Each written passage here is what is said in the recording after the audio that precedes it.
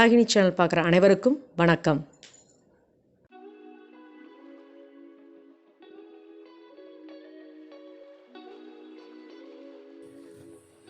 பார்த்திங்கன்னா பழைய சாத கஞ்சி இது. நேற்று வச்ச சாப்பாடு நைட் நான் தண்ணியில் போட்டுட்டேன். காலையில் ஒரு நேரம் சாப்பிட்லாம். அதுக்கு சாப்பாடு, தயிர், உப்பு, சைட் டிஷ் நிறைய வெரைட்டி வச்சுக்கலாம். நம்ம இதை எப்படி செய்கிறது என்னங்க பார்க்கலாம்.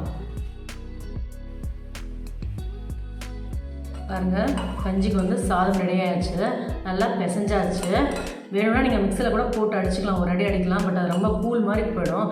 இந்த மாதிரி தனித்தனியாக இருக்காது. இதோடு சேர்ந்து இப்போ நான் தயிரும் உப்பும் மிக்ஸ் பண்ண போகிறேன்.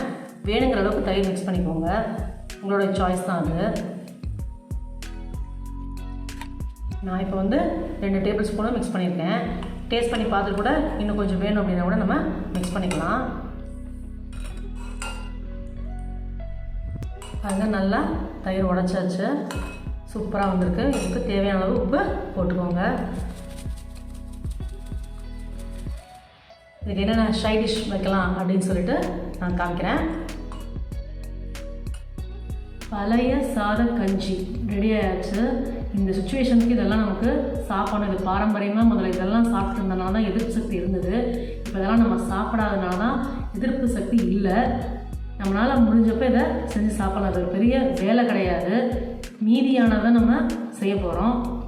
இது பார்த்திங்கன்னா அவ்வளோ டேஸ்ட்டாக இருக்கும், உடம்புக்கும் நல்லது. இதுக்கு பார்த்திங்கன்னா சைட் டிஷ் மோர் மிளகாய், வெங்காய ஊறுகாய், உருளைக்கிழங்கு பொரியல், மாங்காய் ஊறுகாய், சுண்டைக்காய் வத்தல், இது எல்லாமே செஞ்சுருக்கேன்.